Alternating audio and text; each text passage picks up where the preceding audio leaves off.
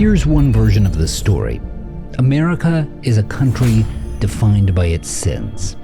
No matter its other accomplishments, it still carries the stain of slavery, of hypocrisy, of the gap between what the Founding Fathers said and what they did. Here's the other version. What makes America great is precisely that it overcomes those shortcomings. That the Founding Fathers planted the seeds of a country whose principles necessitated that slavery would one day end. Which of those arguments is more persuasive? That debate defined the career of one of America's most famous citizens, who took both sides of the argument over the course of his life. And that story is worth knowing because he was born into slavery.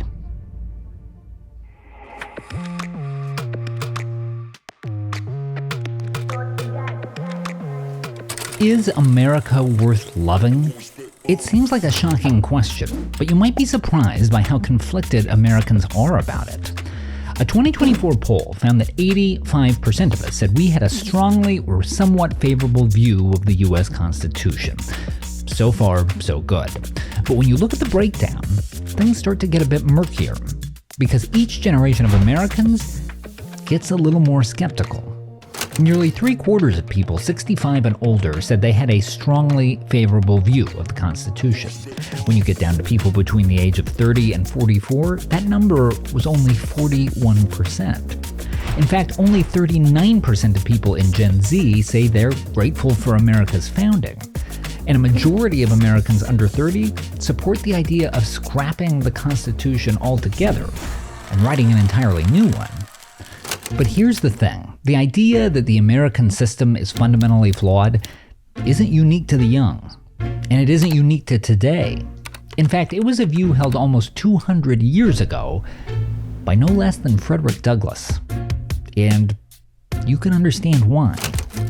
Because while many of us know Douglass as a hero of abolitionism and civil rights, we may not be as familiar with the haunting details of his life.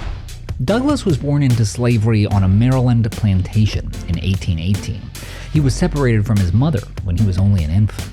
When he was 12 years old, the wife of his slave master began teaching him to read, then stopped because she worried that literacy might lead to a desire for freedom. So he taught himself. At 16, he received brutal beatings from another slave master, which only stopped when Douglass beat him in a fight.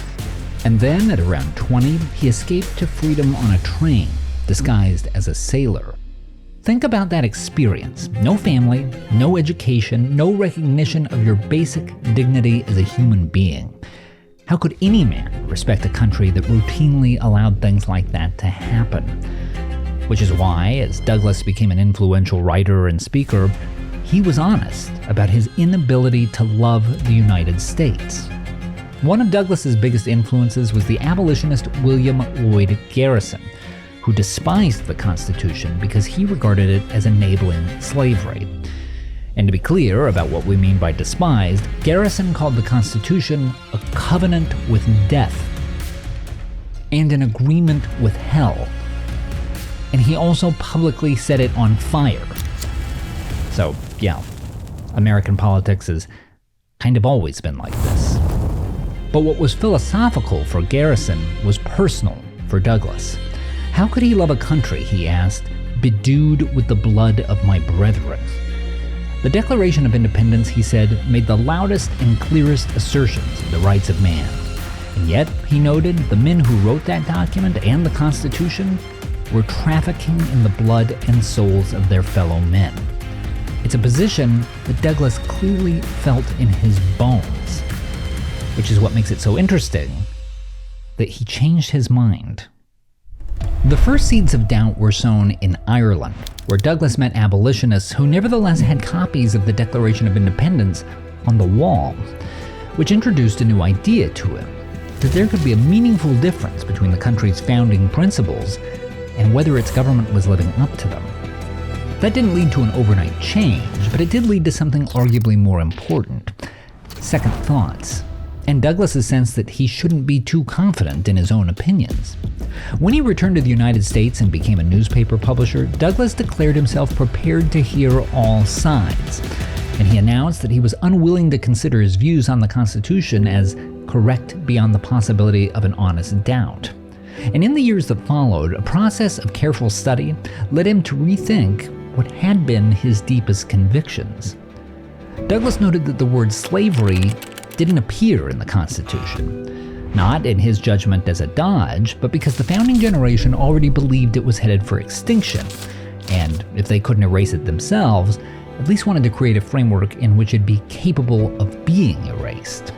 He also turned his eye to the Constitution's 3/5 clause, which even today is often understood to mean the founders saw slaves as 3/5 of a person.